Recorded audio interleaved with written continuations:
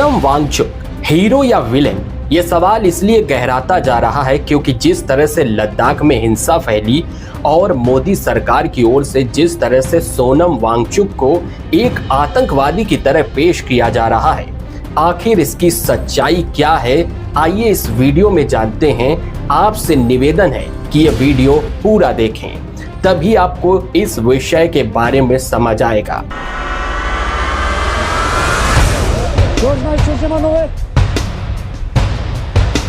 सोनम वांगचुक को पूरा देश एक हीरो के तौर पर मानता है, लेकिन अब सरकार की ओर से उन्हें विलेन बना दिया गया है।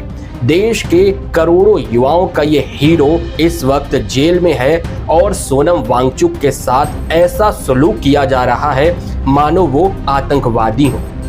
ऐसी जेल में रखा गया है जहां कोई आता जाता नहीं, ना ही उन्हें अब जल्दी जेल से बाहर निकाला जाएगा। शुक्रवार 26 सितंबर 2025 को लेह पुलिस ने सोनम वांगचुक को गिरफ्तार किया था। उन पर देशद्रोह की धारा NSA भी लगा दी गई। विवाद क्या है ये सब बताएंगे, वीडियो में बने रहें। सोनम वांगचुक कई सालों से लद्दाख की राजधानी लेह को पूर्ण राज्य का दर्जा दिलाने की मांग कर रहे हैं। उनकी मांग है कि लेह को छठी अनुसूची में शामिल किया जाए, जिसके लिए वे कई दिनों से अनशन पर थे और इस मांग को लेकर आंदोलन कर रहे थे। लेकिन बुधवार 24 सितंबर को लेह में हिंसक झड़प हुई, जिसमें 4 लोगों की मौत हो गई और 80 से ज्यादा लोग घायल हुए। केंद्र सरकार ने सोनम वांगचुक को मुख्य आरोपी ठहराया। आरोप लगाया गया कि उनके उकसावे वाले बयानों से शांतिपूर्ण आंदोलन को हिंसक बना दिया गया। वांगचुक, जिनको कभी 3 इडियट के रेंचो यानी फुनसुक वांगडू से प्रेरित एक इनोवेटिव इंजीनियर के रूप में ख्याति मिली थी, पर्यावरण के लिए उनका प्रेम भी देखने को मिलता है। पर्यावरण और शिक्षा में सुधार के लिए वे जाने जाते हैं। सोनम वांगचुक को हम और आप कई मंचों पर देख चुके हैं और उनकी तारीफ चारों तरफ होती है। देश और देश के लाखों करोड़ों युवा उन्हें हीरो मानते हैं। लेकिन अब सोनम वांगचुक राजनीतिक उकसावे के आरोपी हैं। उनके ऊपर आरोप है कि उनकी भूख हड़ताल और भाषणों की वजह से लद्दाख में आग लगी। सवाल उठता है कि क्या सोनम वांगचुक दोषी हैं या उन्हें विलन बनाया जा रहा है। इसकी वजह है कि सोनम वांगचुक का आंदोलन तो शांतिपूर्ण तरीके से शुरू हुआ था और शांतिपूर्ण रहा। वांगचुक और उनके समर्थकों ने दिल्ली तक की पैदल यात्रा की, वो भी शांतिपूर्ण तरीके से संपन्न हुई थी। लेकिन 24 सितंबर को जेन-ज़ी के नेतृत्व में हिंसा भड़क उठी। बीजेपी कार्यालय तक को जला दिया गया, CRPF की गाड़ियों में आग लगा दिया गया। पुलिस फायरिंग में 4 लोगों की मौत हुई। लेह में इसके बाद कर्फ्यू लगा दिया गया और 50 से अधिक गिरफ्तारियां हुई। वांगचुक ने हिंसा की निंदा की, लेकिन मोदी सरकार का मानना है कि वांगचुक के उकसावे वाले बयानों से ही भीड़ हिंसक हुई। 25 सितंबर को गृह मंत्रालय ने उनके ऑर्गेनाइजेशन सेकमॉल का लाइसेंस विदेशी फंडिंग वाला रद्द कर दिया, यानी उनकी संस्था को जो विदेशी चंदा मिलता है उसको बंद कर दिया गया। 26 सितंबर को NSA के तहत उन्हें गिरफ्तार किया गया। पहले उन्हें दिल्ली लाया गया, उसके बाद जोधपुर जेल में बंद किया गया। कहा जा रहा है कि सोनम वांगचुक को बिना जमानत के लंबे समय तक जेल में रखा जा सकता है। बताया जा रहा है कि वांगचुक को जहां रखा गया है वहां कोई दूसरा कैदी नहीं है और ना ही जेल स्टाफ तक को जाने की अनुमति है।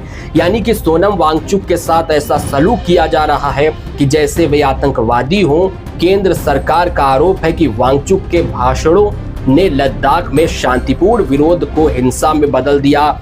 वांगचुक ने अरब स्प्रिंग और नेपाल के जेन-ज़ी विद्रोह का जिक्र किया, जो युवाओं को क्रांति की ओर लाया। वांगचुक ने लद्दाख को नेपाली अराजकता की ओर धकेला। वांगचुक पर विदेशी प्रभाव का सबसे बड़ा आरोप लगा है। 25 सितंबर को गृह मंत्रालय ने सेकमॉल, जो उनका ऑर्गेनाइजेशन है, उसका FCRA लाइसेंस रद्द किया। आरोप लगा कि FCRA 2010 के उल्लंघन करके स्थानीय फंड FCRA खाते में जमा किया गया। गैर अनुमति वाले गतिविधियों के लिए फंड का दुरुपयोग किया गया। आरोप लगाया जा रहा है कि सोनम वांगचुक को विदेशों से जो करोड़ों की फंडिंग हो रही है वो देश में हिंसा भड़काने का काम कर रहे हैं। इतना ही नहीं, सोनम वांगचुक पर एक और आरोप लगा है कि फरवरी 2025 में पाकिस्तान जलवायु सम्मेलन में उन्होंने भाग लिया था।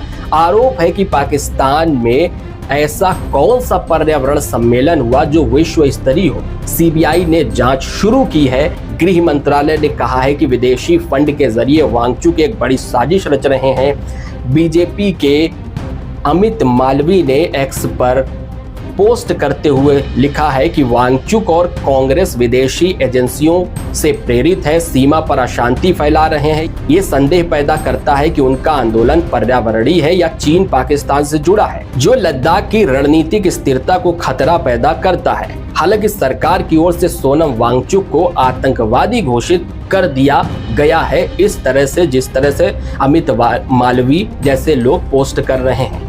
लेकिन आपको क्या लगता है, क्या सोनम वांगचुक को फंसाया जा रहा है या फिर सच में वे चीन और पाकिस्तान के साथ मिलकर देश को तोड़ने की साजिश रच रहे हैं? हमें कमेंट करके बताएं। ये वीडियो देखने के लिए आपका बहुत बहुत धन्यवाद। जय हिंद, जय भारत।